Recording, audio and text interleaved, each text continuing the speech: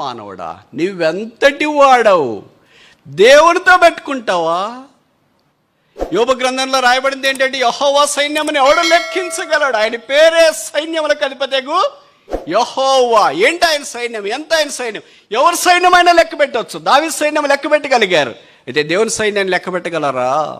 దుస్సాధ్యం. దేవుని సైన్యంలో ఒక భాగం చెప్పనా? అసలు ఎక్కడో ఉన్న దేవుని గురించి ఎందుకు? దేవుడు అక్కడి నుండి ఆలోచించి చేతనైతే దేవుడు ఏమన్నా నన్ను చేసుకోమని అనుకుంటావు. దేవుడు ఇక్కడ దాకా దిగి రావాల్సిన పని లేదు. ఒక సింపుల్ ఆయన సైన్యంలో ఒకే ఒకటి చెప్తా. ఇప్పుడు latest current rolling trend, corona virus.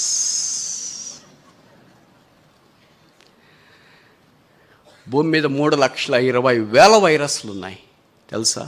వైరస్ల గురించి చదివేది ఒక పెద్ద డిపార్ట్మెంట్ ఆఫ్ వైరాలజీ. ఇక్కడ ఎవరైనా వైరాలజిస్టులు ఉన్నారేమో.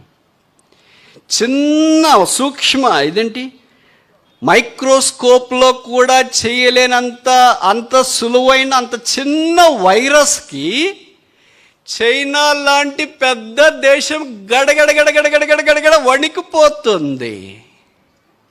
That is the power of gods. దేవుడు ఎక్కడో ఆకాశం నుండి భూమి మీదకి తిరిగి రావాల్సిన పని లేదు. చిన్న వైరస్లే. ఎబోలా అనే వైరస్ వచ్చింది ఇంతకుముందు సంవత్సరం అంతా, ఆఫ్రికా అంతా వణికిపోయింది చిగురుటాకు వల్లే. ఇప్పుడు కరోనా వైరస్ వచ్చింది, ఆసియా అంతా వణికిపోతుంది, ప్రపంచం అంతా వణికిపోతుంది.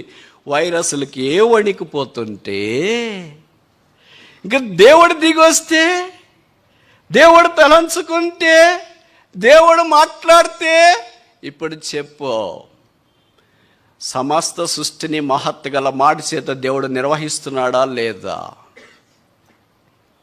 ఏమైంది నీ ఎత్తు? ఏమైంది నీ సాఫ్ట్వేర్ ఉద్యోగం? ఏమైంది నీ బ్రతుకు? ప్రాణాలు అరిచేతిలో పట్టుకొని దేశంకి వెళ్ళిన తర్వాత బతికితే చాలని బతుకు దేవుడని అక్కడి నుండి ముళ్ళ సర్దుకొని విమానం లేకపోయినా ఎక్కొస్తున్నావే. ప్రాణం అంటే అంత తీపి కదా, అంత మమకారం కదా. మరి ఈ భూమి మీద మరణం వస్తుందని అంత మమకారం ఉన్నప్పుడు ఏసు నరకకుండా ఈ లోకాన్ని విడిచిపెడితే నరకం ఉంది.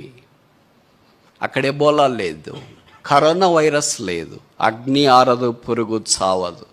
అక్కడి నుండి మాస్క్ పెట్టుకొని వేరే ఫ్లైట్లో ఎక్కి ఇక్కడికి వస్తానంటే కుదరదు, అక్కడే ఉండాల.